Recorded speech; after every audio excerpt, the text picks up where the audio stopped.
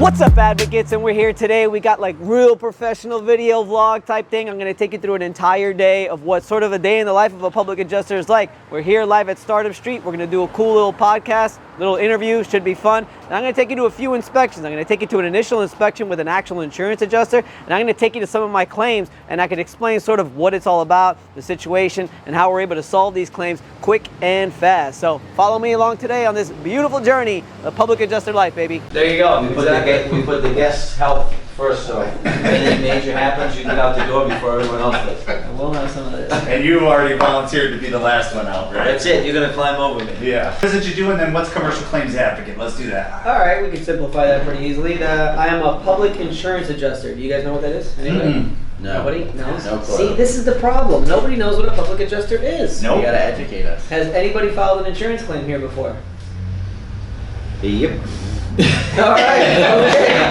All right. so Sore you got- topic. Sore topic. All right. So that's the point, right? If it's a sore topic, that's what I'm here for. I'm here to help you. Okay. So my job as a public adjuster is if you do file an insurance claim on your home, your business, or your building, or whatever it is, commercial property, homeowner's property, my job is to represent you throughout the entire claims process. See you back here in a little bit. Nice to meet Oh, you, man, man. nice to meet you How long too, you been in man. Texas for? You got batteries and everything? Probably when you just for come in? about 4 or 5 days. All right. All right, so we're getting to my client's house now, and I'm hoping it goes well. Obviously, we got the camera here, so we'll see how that goes with the fellow adjuster, and hopefully he doesn't get too upset, not just with the camera, but at the fact that we got some really significant differences when it comes to this estimate, in particular the kitchen cabinets. So we'll just have to wait and see how all this goes. So stay tuned. Oh, I don't care. You don't care? Yeah. Awesome, I appreciate that. Yeah. Okay. Kitchen cabinets. So, I've got to detach and reset the cabinets. Right. He doesn't have any cabinets. Okay. The other discrepancy is probably going to be in the quarter round, the baseboard, Okay. and some drywall. So when I write for the flooring, I write to remove and replace the quarter round, remove and replace the baseboard. Okay. I do drywall repair, texture, and paint. Okay. I can always try it, but just based off experience, I'm pretty sure that. This is why you got to come work on my side, so you could be a little bit more free to write up what you think you really should write up. Yeah. Not what they say to write up. All right. All right, so we just finished. Not exactly what we wanted to get, but that's okay. We determined that the wood floor does not go underneath the kitchen cabinets. The insured said so. Then we stuck this business card to see how far down it went. It went a little too far down that I wanted. Pulled the stove out. We just did a lot of inspections to make sure, and it turns out it's not. No big deal. It's not that big a deal. We did agree on a couple other line items. We had to repaint all the entire house because they're all continuous walls. We had to we had to remove and replace some baseboards, and then we also had some pack out and things like that. And also the price on the floor is really not what we wanted, so it's no big deal. We'll get an additional payment here, and then we'll go on to the next process of dispute to get what they really deserve. So it's all right. We'll still get it where we want it.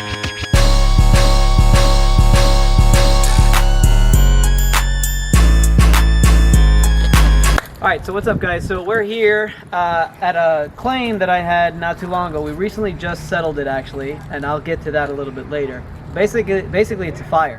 I mean, I'm talking a really nasty fire. Fire occurred over here on the side. I believe, if I remember, the fire department said it was something with kids that were playing with some kind of fireworks or something, and the fire actually occurred all up on the side of the building and all over the top. The entire roof needed to be replaced. The 2 units up top had to be completely gutted.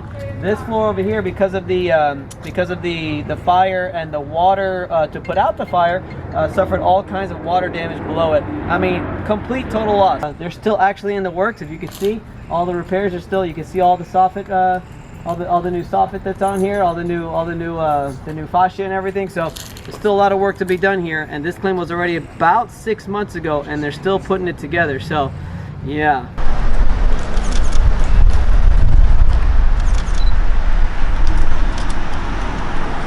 That's right, $45,000. Kids, whatever you're thinking about being when you grow up, you want to be a doctor, you want to be a lawyer, you want to be all these things. First of all, it takes way too much school. Second of all, you could be a public adjuster and make $45,000 just like that. I'm going to take you through one of my clients' house here. It's a water, like I said, it's a water heater that busted. She's been kind enough to let us in so we could take a look at it. So you'll see, you can see over here the damage that we've got right over here.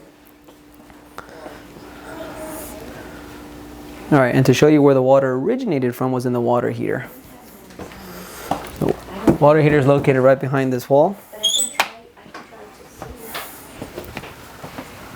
A little tight. Here's your water heater. We don't have a light, but you can see all the damage over here to the... Oh shit. We can cut that.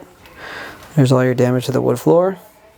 The water seeped in through here and seeped in that way. All the damage that we've got here, all the water, it's all lifting up. You can see how all this damage, all of this here, see, underneath the kitchen cabinets. So what that means is that there's a good chance that not only are we going to be claiming the floors, but we're also going to have to be claiming the kitchen cabinets as well.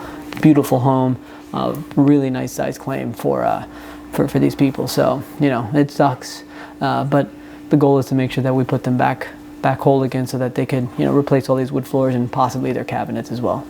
All right, that's it.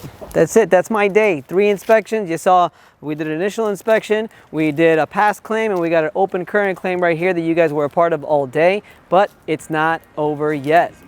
Very special occasion. We're doing one of our meetups, so let's go. We're going to Orlando to do a meetup. We're expecting a lot of people. We've got some great speakers, and we're gonna take you along with us, so let's go, come on.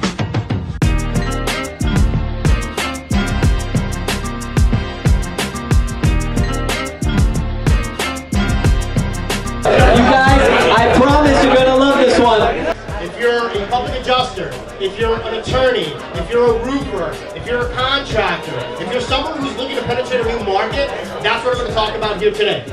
And basically they do 1 or 2 things, right? Or 3 things. Either they deny your claim, right?